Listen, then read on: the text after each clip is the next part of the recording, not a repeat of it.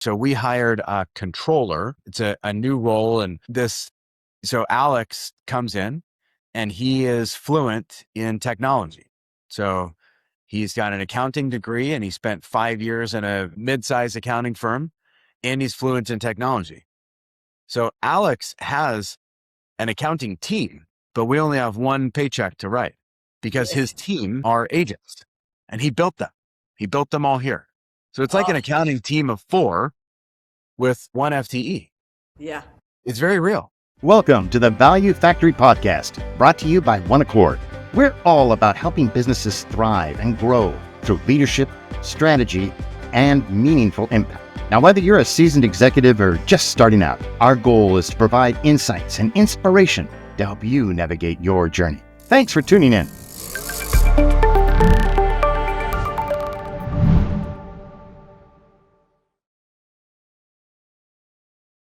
Now, where are you dialing in from? Are you in New York? Yeah, New York. Yeah. All right. Well, then I won't say good morning. I'll say good afternoon. Yes, I mean, yeah, that's true. I'm like running from one thing to the other today. I understand that life. Well, how about we go 30 minutes or so today? Does that sound good? Yeah. Oh, what is for your listeners, and what are you wanting them to, what value do you want them to get? My listeners are probably your ICP on some level. Awesome. So our ICP is the owner founder of a business with more than 25 million in revenue. Okay. We don't look at employee headcount. We look at revenue. The problem that we solve is that we put interim and fractional operators into C-suite roles for a defined period of time to do a defined thing. So often it's the owner of the business who either is facing pretty significant growth opportunities and they've never had a sales manager, sales team. So we can come in and staff it and build it. And then on the back end, help recruit permanent full-time people in. Work that I don't really like to do, but we end up doing is turnaround. So they've lost a big customer, there's something happened and they need us to come in and, kind of manage a division or solve a problem. All of our engagements on that with that offer are 18 to 36 months in duration. Wow. Why don't you like those ones? Why don't I like the turnaround ones? Yeah. Well, generally it's because nobody's happy and they don't, they're losing money and people need to be laid off and turnarounds are not fun. Turnarounds are not fun. And then we use an EOS-like model for our kind of framework. And so we'll have longer duration engagements that, might be 3 to 5 years in kind of that coaching scenario. That's awesome. But we don't do anything HR. We don't have chief people officers on staff. We don't have no one on our team is in that HR space. Right. Awesome. Well then, yes, that's fantastic. Yeah. The other thing that we don't do is CFO work. So there's a lot of folks in our market and around the country really that, are fractional and interim CFOs and accountants, and we don't do that. So your sales, COOs, CEOs. Those 3, you nailed it. Yep. That's it. Yeah. Chief revenue. Yeah. We're getting a little more into technology. So I could see us moving to having some chief information officers, chief technology officers. As you know, we are era 2, aspiring era 3 firms, right? I'm burning all the midnight oil learning about AI. And as I do, I recognize that this is, it's really opportunistic. Yeah. That is so cool. And so how do you find your fractionals? Are they employees of your company? No. And to be honest, they're not hard to find. I've been here 2 years. I came in 2 years ago, bought into the company and, That's so 50% owner and CEO as part of a succession for the founder, started the company 25 years ago. In those 2 years, Sel, I have sat with and talked to 200 people that would like to be fractional something or others working with me. Whoa. Yep. Yeah. One every other working day. And they all want a gig. They all want a job. And I say to every one of them, there's a seat on the bus if you can bring revenue with you. Otherwise, it's a long line. So smart. Yeah. So why would they do that? Like they like I would come to you and say, hey, I want to be your chief CEO. Here's Why would I bring that business? How does that work? You've either worked as a CEO, you've been an executive, you've worked W-2 roles for 20, 30, 40 years. Maybe you've had a company you sold, you've exited, and you like the work, you want to make some money, and you've heard about this thing of fractional work, so you think it sounds sexy, so you want to do 3 days a week or 4 days a week, and you think you're really good at what you do, and you think you're really cool, and as soon as you show me your resume, you think I'm going to have a client and I'm going to put you on a job. That's how the people show up. And I say, well, you're now a self-employed individual. You're a solopreneur. So you got to go sell, you got to generate revenue. And you can either do that on your own, or you can come, do it with me, and I'll let you use our brand. And yeah, not many people do that. Not many people do. Smart guy you are. I always knew you were a smart guy, though. You're kind. So what is top of mind for you today? What's the fun stuff that you like to talk? So do you? Well, that's very broad. Well, I know, but here's how I approach this: is we can go into a conversation that sounds like a commercial, and people do that all the time. Yeah. But I'd rather just talk to you about something that's interesting to you right now. And, the rest of the details of who you are and what you do, what's next, right? It's fun, play on your last name. The what's next group is going to come into that conversation just naturally. But I'm more interested in, what are you thinking about, right before you fall asleep or right after you wake up? Well, right now, other than the fact that I feel like I'm dating AI, because every Saturday night I'm spending all of Valentine's Day and Saturday night, and I get my support and you're awesome from AI. Other than AI, probably the biggest thing for me is that I've been in the US now for 6 years, and I am now starting to realize all the things that I haven't done, I would do very differently if I did it again. Mm. And so I feel like I'm actually in complete startup mode, which I really am, because it's just taken me a long time to settle in and really work out my place here. And I've started things, and I didn't want to build my business in Australia. I have a business in Australia called What's Next. That started this year. It'll be 18 years old. Yeah, 18 years old. I have a friend who's an Australian entrepreneur. His business, Gav Schneider is his name. He just wrote a book, and I've just lost the name of his business, but he and I have talked a bit about the business climate in Australia and the unique differences between there and the US. Yeah. Yeah. It is, it's funny because I think I would have been better prepared if I was moving to a country that spoke a different language or had a majorly different culture. I think I would have prepared more, but because it sort of feels like, how different can it be?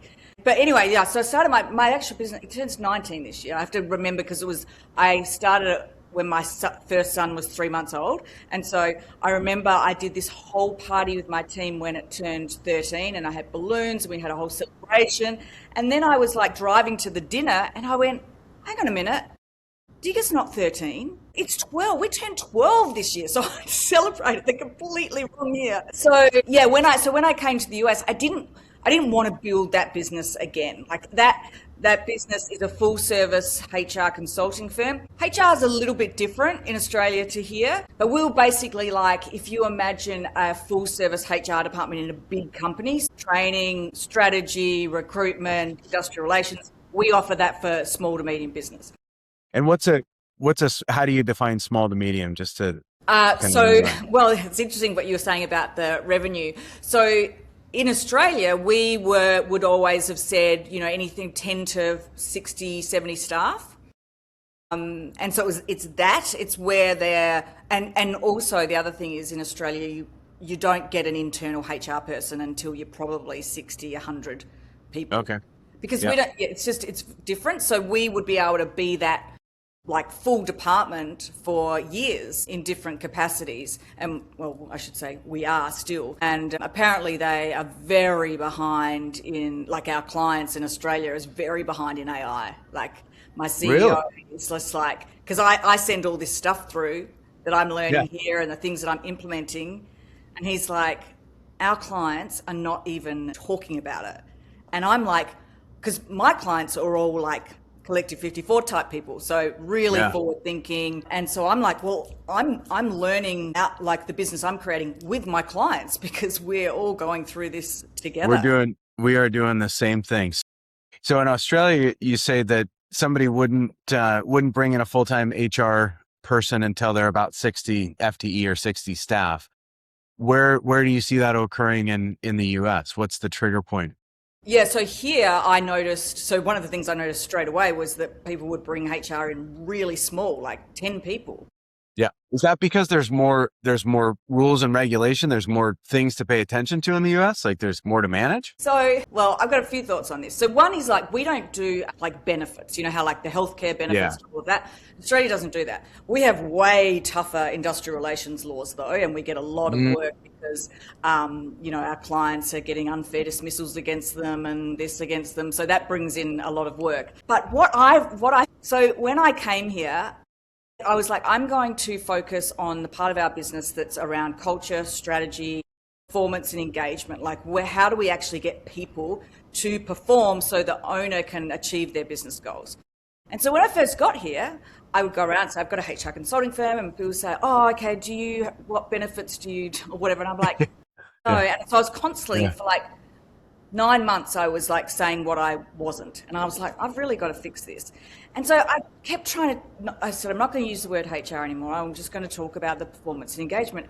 No one was the slightest bit interested. Like people were like, what do you mean? I was like, you know how you want to get people to perform and like be good and deliver and meet KPIs? And they're like, I just try to find the right benefits to make them happy. And I was like, oh my God. And so I could see that there's an opportunity here. It's taken me a while to work out like how to message that, and so it was that part is this where the culture architect, that language came from? Yes. And because we were always, so I started the business in Australia because, and I say this with no disrespect, but I hated HR people and HR. I don't like consultants, and people consider me a consultant.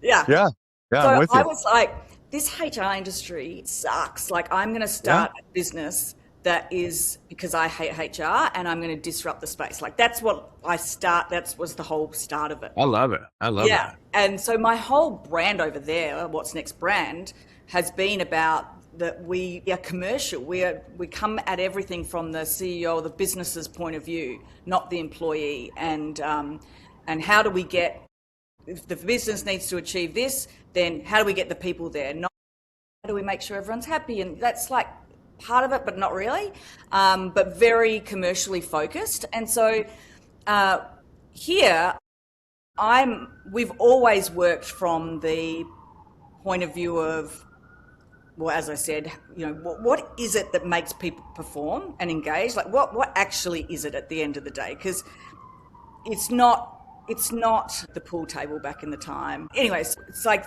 well, I want to know the answer to that question. Yeah, what is it that makes people perform? I'll tell you. Good. I'll tell you. And then I'll send you a huge invoice. You should get 50% up front because the serve now, pay later never really pays off. Yeah, exactly. Hey, everybody. Nick Anderson, CEO of OneAccord. Thank you for listening in to today's episode of The Value Factory. I hope that you're getting value from this episode. Now listen, one of the primary ways that we support CEOs at OneAccord is using Oasis, the OneAccord system. It's our proprietary business operating system that's designed to shift your leadership team from reactive firefighting to focused execution.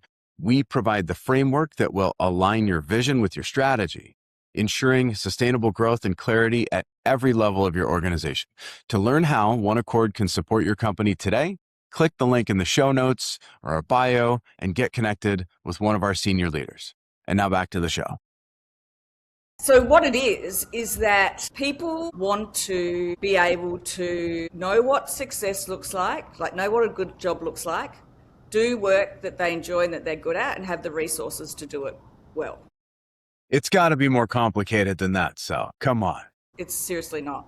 I spend all my days defining roles and creating clarity for someone, so for staff, so it's like, here's what we expect of you. Are you aligned? Like, do you want to do this work? Are you any good at it? Yes. Okay, we'll give you the resources, and this is what success looks like. And we get engagement. Now, obviously, if you've got a shitty culture and, like toxic and all of that sort of stuff, and, the leadership, the way you lead is incredibly important. All of that stuff, absolutely. But if I have clients coming to me wanting the fancy, like, what can we do? And it's like, well, do they know what success looks like? What do you mean? I don't even know what success looks like. So so we do, so the main work we do is we do a lot of organizational restructuring or structuring, which is so cool now because we are building structures that have, normal staff, then we have your offshore, and we have our AI agents. So we are building, and we build our own that has like the AI agents in the org chart, and then, our people in Venezuela, and then our like senior consultants, and then our part-time experts. This is how you've built your company? Yes. Yeah. So before, you'd have an org chart with all your people that you go to the office with, like all the people, and then there was that, people started to freelance, and then there was a bit of that gig economy came in, and then the offshore thing, and so then they're putting a bit of offshore on your chart, and then it became with COVID even more around people saying like the fractional, I want lifestyle, so I'm a really experienced salesperson, but I only want to work 20 hours a week, but I'm excellent. It's like, okay, cool. Now my business can afford a 20-hour-a-week gun because I couldn't afford otherwise, and they're getting what they need. So then that started, and then now we've got our AI agents coming into the... So yeah, I got to go into this one. You just said AI agents on the org chart. Yes. That's the first time I've heard anybody say that. You say it, I get it, but we got to talk more about that. Okay, so this is the great thing about this, Nick, is it's so right now, like it's so live. Yes. So yes, because if you think about it, you've got someone in your business that's doing analysis, and then you're going to give that to AI. We have agents that we've built internally. They're terrible employees right now. I mean, they're always at work, but they don't always work. Yeah. They need a performance improvement plan, but I've never thought about putting them on the org chart. And as you say it, it clicks. It's like, well, of course, because somebody's responsible for supervising the work and all of these things. So please keep going. Yeah, because if people think of it like IT or technology, you wouldn't put it, but it's not. It is a different type of person that's delivering the work. And so we put the AI agents on the org chart and we do a lot of future. So we do like now, year and a half, 3 years, because everyone wants to scale and exit in 3 to 5 years. So it's always, it's always that. And so we put the AI agents on there and work out like, okay, well, now we've got these roles that have got, say, how like you could, in America, I'm in like every box on the org chart. Like I change the paper in the photocopier. And then, so we say, okay, well then we can put people's names in there and go, okay, by next year, we're going to take that name out and we're going to put our agent in there, or we're going to create this role. So this week I've been working on, we do what we call outcome profiles, which we have our own outcome profile methodology. And it's basically showing someone in their role what success looks like. So if you are going to do this job, this is ultimately what success looks like. And there's a whole methodology to it, and it's super awesome. So this week I've been working, we've got a client who, staff are scared, right? They're worried that they're going to lose their jobs. Rightfully so, I think. Do you think so also? Absolutely. Rightfully so. Okay.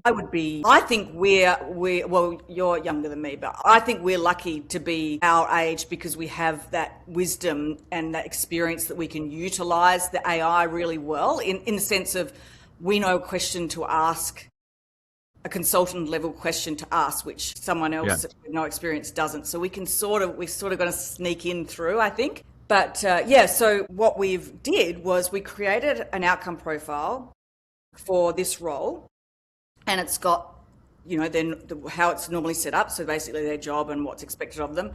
And then after that, it shows what is in their job before that they used to do that's now being done by AI.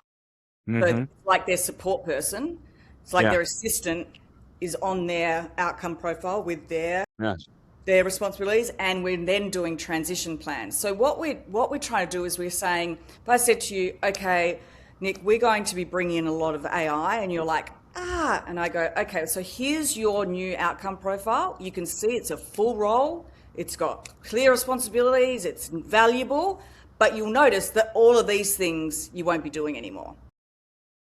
So we're going to transition you to, instead of doing the analysis, managing a agent that does the analysis. So we're doing these new roles, and one's for the agents.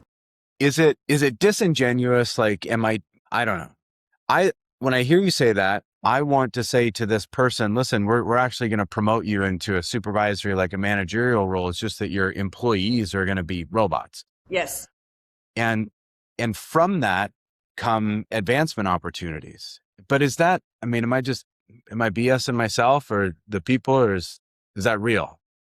Well, that's real. And do you know what's awesome about this is that in the past, and I would always fight this, like the only way people would be able to move up the org chart is if they started managing people, and not very many people are very good at managing people, right? So you've got the salesperson, and then you go, okay, great, so we'll put all these salespeople under you, and then you've taken your best salesperson off the road and then managing a whole lot of salespeople really badly. So, but what do we do with them otherwise? Like, how do we promote them? So I've always been like, you should be able to promote people because of their expertise. You shouldn't have to have employees under them to be able to be promoted.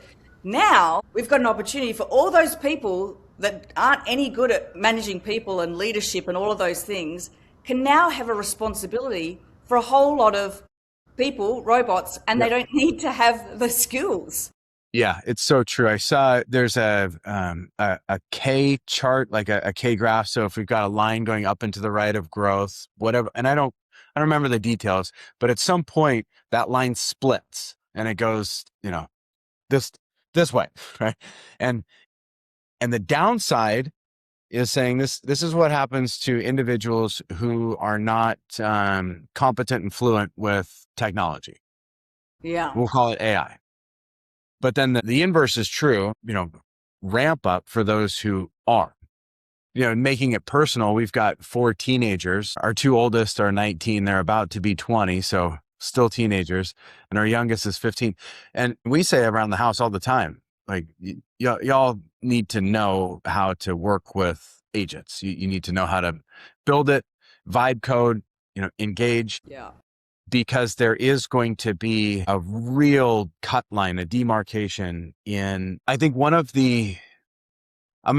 go off for just a minute and we'll come right back. There are jobs that are going to no longer exist, or at least roles that aren't going to be filled in the future because AI.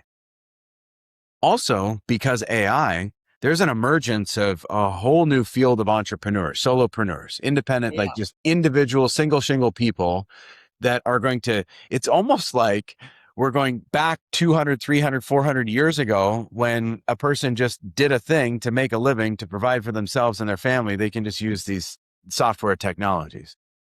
So this is really curious for me to figure out. And then I can give you a direct example. So we hired a controller. It's a new role. And so Alex comes in and he is fluent in technology.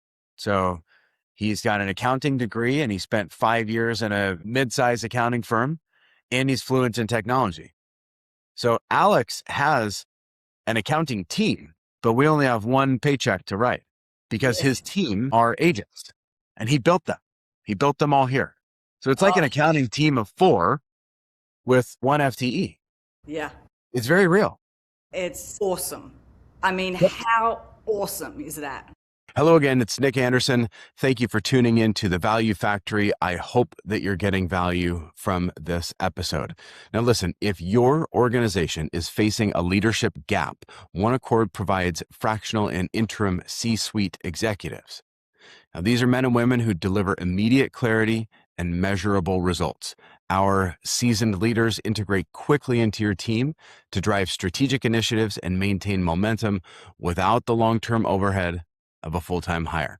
To learn how OneAccord can support your company today, click the link in the show notes or the bio to get connected with one of our senior leaders. Now back to the Value Factory. Yeah, it is. And I'm sensitive to, the fear. I mean, job losses and unemployment, this is going to be an outcome, but there's no other direction. There's no other way. For the entrepreneur, for the owner of the business, I think, how about this? When you're talking with folks and you are being asked this question, are you talking about putting agents on an org chart? Is there a philosophical, is there an ideological roadblock for some of your clients that just say I can't imagine doing that? Or are they all already converted? Well, most of mine are converted, but then I'm thinking about our clients in the US compared to Australia. So in the US, I'm working with people that are really into all of this. So, but I think about the conversations that are happening in Australia and because they're behind and they can't see it anywhere near as much. But people are certainly worried about having to, since, this is so interesting, they're worried about having to lay people off, but the fact that they can have 4 people in an accounting team with 1 payroll and no people issues, it's just a little bit too enticing. So I think that there's probably, for entrepreneurs and CEOs, I think it's going to be much easier. But for middle managers in bigger companies, really? Yeah. And we've That's actually really insightful. One client, we've got a middle manager who is really protecting their people. Yeah. And so we're having to look at coaching and also different incentive way, all those things, because to them, it's but they're a person and they're doing a great job and I have to learn something new. Whereas as business owners, we're like, whoa, look at this opportunity. This is unreal. So I'm in a position where I'm hiring. I'm adding to capacity. I'm adding to staff, and I'm excited because here again, I can buy the productivity and the output of an accounting team of 4 with 1 FTE and some modest, tech expense. I look at my competition in the marketplace. If we look at where OneAccord is, and then we bump way up, right? You've got Accenture and BCG and, McKinsey and, these are the top consulting firms. There's a lot in the middle. Those big firms are laying people off by the hundreds and thousands. And I just think, well, come on over here. I'll hire you. I'll bring you in. So for me, there's just so much blue ocean to go with this. It's really exciting for me. And so I think there's opportunities in here, despite the legitimate concerns that businesses can operate with a smaller headcount. Yeah. But people aren't just going to disappear off the earth. They're going to find something productive to do. And I've got room for some folks. Well, exactly. I mean, where I've seen this for my personal business is that now I can afford to bring in all high level people, because before we'd have a lot in that middle section, and as the years have gone on, they've become way too expensive for what they can deliver and way too high maintenance. So it's really been annoying. Our strategy used to be, a senior consultant, and then the team underneath, and then the team underneath just couldn't get the return on investment. So now it's oh my God, this is amazing, because we'll be able to afford just to have basically a small team of senior people doing really awesome culture architecture and consulting work. And we can afford it because we don't have to have these middle. And also the other part is that so many of my clients, their plans are to get small and a bigger. Yeah, love it. So I could talk to you about this for another hour, but we don't have that hour, so maybe we'll have to do this again. But here's what I'm the burning question for me is, what is the problem that your clients bring to you like first? So think of the first time someone calls or they're emailing. Is it the AI problem? Is it I don't know what to do with agents or with staff? And then let's start there. I'm curious. Yeah, it's not the AI element. It's always about know that their people could perform better and could be, and because like people aren't consistent, they're such a pain. Like you could have the best employee who's been the best employee for 5 years, and then tomorrow something happens in their life and they're not the best anymore. So they're always trying to look at like, what do I do to get people to just all understand one big one, because we work with professional services boutiques. One big part is how do I get them to understand how this business runs, how to understand consulting for a key thing, but how do I get them to just do a great job, like do their job and do it well. It's like, that's what I was talking about. It's so simple. And it's like, okay, I ask a few questions. I go, I know exactly why. Like it's like, what's that whole, like, it's like simple and complex, or it's like, yeah, simple, like, not easy. Yeah. And so there's work that you have to do, but it's like, it's simple what the problem is, but then how to fix it, there's stuff that has to happen. But that's usually, and what I have also noticed is that we tend to have more people now coming to us that are looking to improve their business, grow, scale, exit, as opposed to coming with, I hate my people, everything sucks. So, okay. And I don't get hardly any of that because I think the work that we do and the investment that you would have to make, you have to actually care about your people and the business and believe that the high performing people can really impact your goals. Sounds like you've done a good job of framing the narrative of what the What's Next group does. So it's not HR, it's that culture architecture. Folks are coming to you wanting to get more out of their people, not for another reason, which is good. Yeah, exactly. And those owners and entrepreneurs are going to be growth minded. They're going to be looking at how do I equip those people so that they can be more productive. And then you get to have the fun conversation about putting boxes on the org chart that have Yeah, I mean, unique name. That is a fun part, but also like not many people are very good leaders. Like it's really hard to be a good leader. And entrepreneurs, I don't know one entrepreneur that started business because they wanted to manage people. Like that's not. And so a lot of the time. Does that make me crazy? Because I think I'm one of those people. Okay. Yes. You said that like endearingly, like, oh, bless your heart. That's hysterical. Oh, that's so funny. It's actually true. Like the emotion that is wrapped up in your founding your business or owning your business can impact the way that you lead significantly.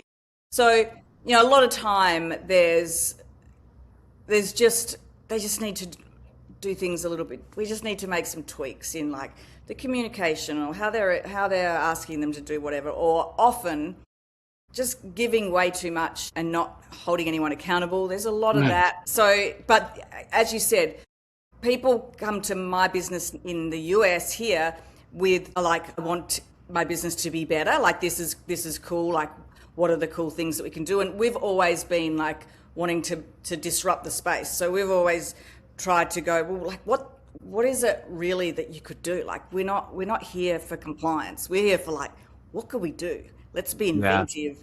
And that's really fun. So much fun. And I think maybe it is the case that in the US as compared to Australia, I don't know, that the conversation of grow, scale, exit, it's more commonplace. It's it's a regular bit of conversation amongst entrepreneurs.